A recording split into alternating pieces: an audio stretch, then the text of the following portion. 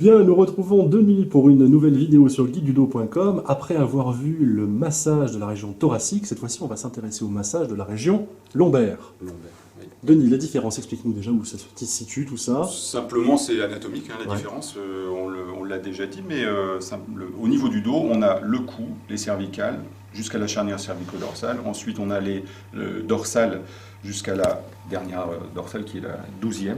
Et ensuite, on va avoir toute la région ici, entre la charnière dorso-lombaire et le bassin, on va avoir les lombaires. Et là, on va s'intéresser à cette région-là pour le massage de la région lombaire. Je précise une chose, c'est que sur le ventre, là, Emmanuel, elle n'a aucun souci avec ça. Il n'y a pas de problème avec son dos. Oui. Mais vous pouvez être dans un certain inconfort en étant sur le ventre. N'hésitez pas, chez vous, à prendre une petite serviette, la placer en dessous du ventre, et de trouver vous-même, si c'est en dessous du ventre, en dessous du bassin, mais de manière à ce que votre position lombaire soit confortable. Pour décambrer un petit peu. Éventuellement décambrer un petit peu. Ouais. D'accord, allons-y. Okay. Donc, on va s'occuper donc de cette région lombaire. Et évidemment, comme toujours, on dépasse. C'est-à-dire qu'on ne se cantonne pas à la région lombaire, tout simplement, mais on va à la fois, évidemment, s'occuper de la région thoracique basse et puis le bassin un petit peu. Toujours dans les notions de massage, commencer avec un massage doux, souple. On rentre en contact avec la personne. Toujours, soyez créatifs, il n'y a pas de problème, rien n'est fixé d'avance. Rien n'est interdit. Ce qu'on veut, exactement. L'idée, c'est qu'il faut respecter ce corps, avoir envie de le détendre, donc il faut avoir cette intention-là quand on travaille. Donc, des effleurages. Pratiquez-vous à la maison qui nous regardez ce genre de massage sur votre partenaire, sur vos enfants, sur... Vous voyez la main, oui, sur tout le monde. Sur tout le monde. La main est vraiment super souple, elle vient épouser le corps. Hein. Ouais.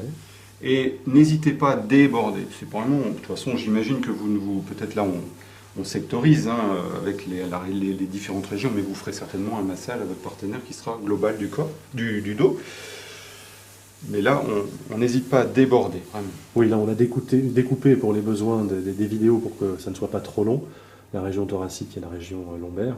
Mais effectivement, c'est un massage. Ces deux massages se pratiquent en même temps. Bien sûr. En fondu enchaîné. Et donc là, on va rentrer un petit peu plus dans la profondeur. Et au niveau lombaire, comme on avait les paravertébraux, les muscles ici qui sont le long de la colonne, à droite et à gauche. Au niveau lombaire, ils sont sacrément costauds. Hein.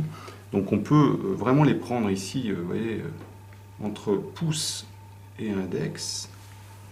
Et puis de venir faire bouger ça, avec des mouvements qui vont être à la fois simplement, vous voyez, latéraux, mais aussi après on peut, un rentre, l'autre sort. Et on va avoir un mouvement qui va, alors progressivement, il faut apprendre, n'hésitez pas à pratiquer, vous allez voir, ça va venir, avoir des mouvements qui sont comme ça, un petit peu en serpent, si on peut dire. Voilà. On va bien sûr toujours être symétrique, il ne faut pas s'intéresser qu'à une partie.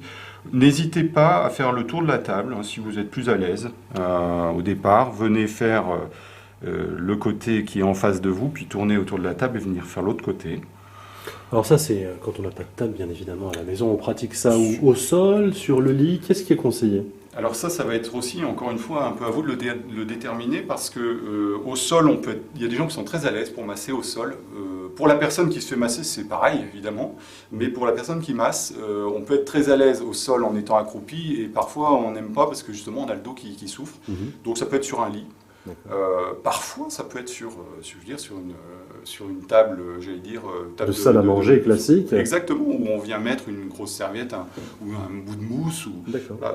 Donc, ne pas hésiter à prendre toutes les positions possibles pour ce genre de massage. Il faut être confortable, pour l'un et pour l'autre. C'est important que le masseur soit confortable également, sinon vous ne ferez pas un massage détendant. Et encore une fois ici, on va venir travailler doucement, en compression, en appuyant, en mettant en tension les lombaires, jusqu'au bassin ici.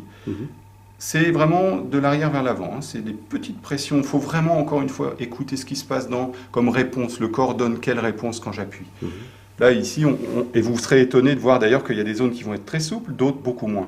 Alors là, on est dans un autre sujet, c'est plus de la mobilité articulaire, mais c'est important de respecter ça en tout cas, même si on ne résoudra pas le problème avec ce massage-là. Et ensuite, on va avoir la même application de pression, mais latérale. On va faire en fait une rotation et une inclinaison des vertèbres. Même chose, hein, alors là je le fais un peu comme cela, vous pouvez le faire comme ça, ou passer de l'autre côté et venir appuyer avec votre talon. L'idée, c'est vraiment de mobiliser en latéral et en rotation les vertèbres. Voilà.